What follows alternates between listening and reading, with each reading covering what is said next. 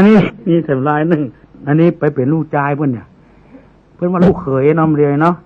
แต่ก่อนเพื่อนลูกชายลูกชายกับพ่อเมียเนี่ยนี่ก็เก่งใจเก่งใจเก่งใจส่วนตัว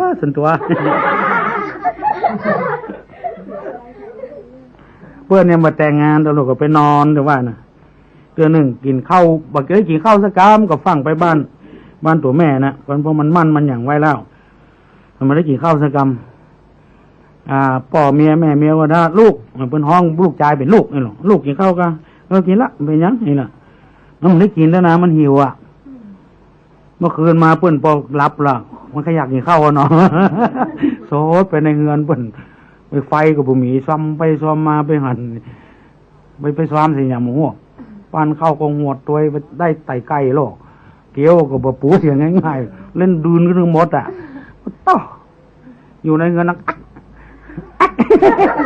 อย่างไก่แกนเข้าเลยเนาะอยู่ในเงินพ่อแม่เมียตื่นหมดอ่ะไอ้ยังนั่นฮะไอ้น้อยอีน้อยผัวนี้อย่างน่ะถามไอ้พี่พ่อถามไอ้อย่างตุยกุยไก่ไก่มันออกไปชัดตุยกุยไก่ไก่คำคอมัน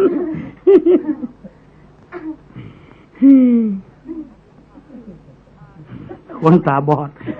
ไม่ฮับจ้างดีซึ้งหรอกมันเป็นขี้ขากอย่างนี้ขี้ขากดำลุ่มดำล่างเป็นมดแต่ก่อนพุ่งหนีไฟฟ้าอยู่มาเดียวเองเนาะ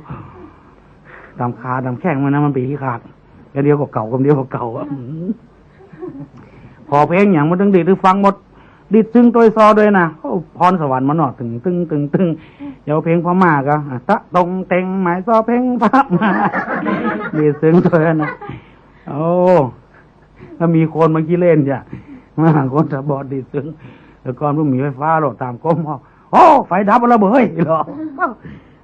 ความจริงมันหมดดับเขาจู้มันฟังสวะซึ้งเปิดขึ้นมาเก่า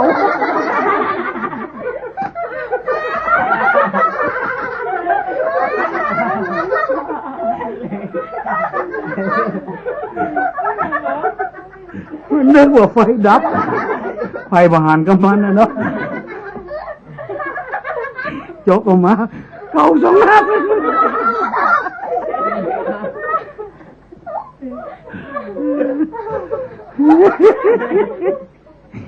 สวะซึ้งออกถ้าอย่าบอดแต่เนาะอย่าบอดแต่เขาให้หัวตึงมันก็พูดอย่างนั้นเขาว่าไฟดับสวะซึ้งตื่นต้องมาถึง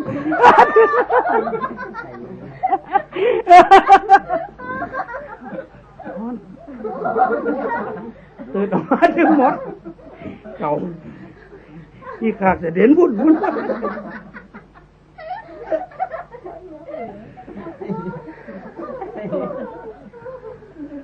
ม่วนแต่นะทำน้อยหมูมีไปอู้ละนี่